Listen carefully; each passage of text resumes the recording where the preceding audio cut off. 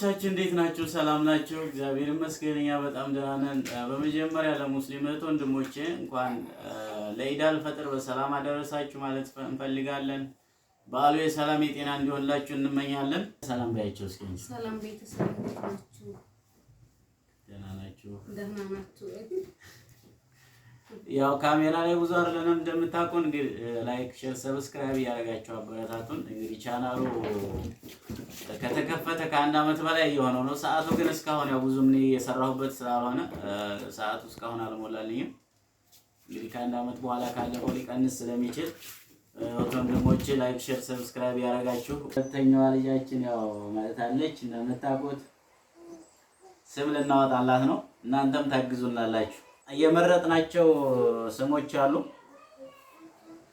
ከነዚህ ስሞች ውስጥ ጠቅልለን ዕጣ እናወጣለን ማለት ነው። እናንተም ኮሜንት ላይ የትኛው እንደሚሻል ታሳውቁናላችሁ። ዲፖራ፣ ሄርሞን፣ ሄመን፣ ኤዶም፣ ኑሃሚን የሚሉ ስሞችን ይዘናል።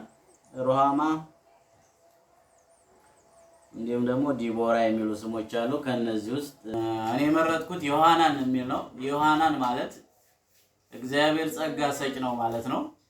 እሷ ደግሞ የመረጠችው ሄመን የሚል ነው። ሄመን ማለት የለመንኩትን ሰጠኝ ወይም አደረገልኝ ማለት ነው። እንግዲህ ከሁለቱ የትኛው እንደሚሆን በጣም እናወጣለን ማለት ነው። እጣ ካወጣን በኋላ ግን የእናንተን ኮሜንት እና አስተያየት እንዲሁም ሌሎች ስሞች ቆንጆ ስም ካለ ሌላ ትሰጡናላችሁ ማለት ነው።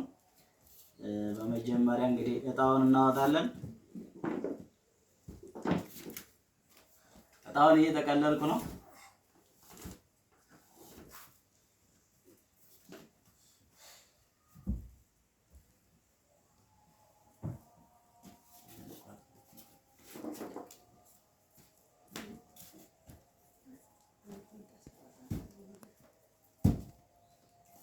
ባባዬ ናስ ናንዶር እና አንዶር ቀራንስ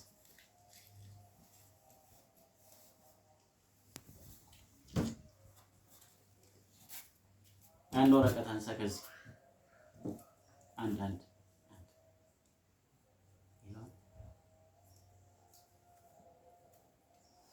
ያው የኔ ያሸንፋል።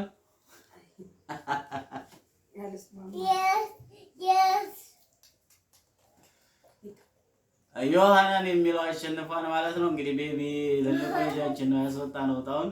ዮሐናን የሚለው ስም ጸድቋል። እንግዲህ ከዚህ በኋላ የእሷ እንትን ሆኗል ማለት ነው። ግን የእናንተን አስተያየት ኮሜንት ከሁለቱ የትኛው እንደሚሻል እናንተ በምትሰጡን መቀየር እንችላለን ማለት ነው። የእሷ ብዙ ጊዜ ሄመን ያለችበትን ምክንያት ልንገራችሁ፣ ግን እሷ ብትነግራችሁ ይሻላል።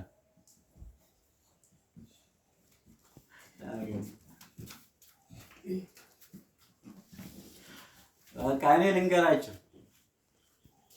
እግዚአብሔር የመረጥኩትን ሰጠኝ ማለት ያው ሴት ልጅ መውለድ ስለምትፈልግ የነበረው መጀመሪያ ላይ በዛ ምክንያት ነው። ሴት መውለድ ስለምትፈልግ አሁን በሁለተኛ ደረጃ ሴት ስለወለደች እግዚአብሔር የለመንኩትን ሰጠኝ የሚለው ይሁን ያለችው በዚህ ምክንያት ነው ማለት ነው።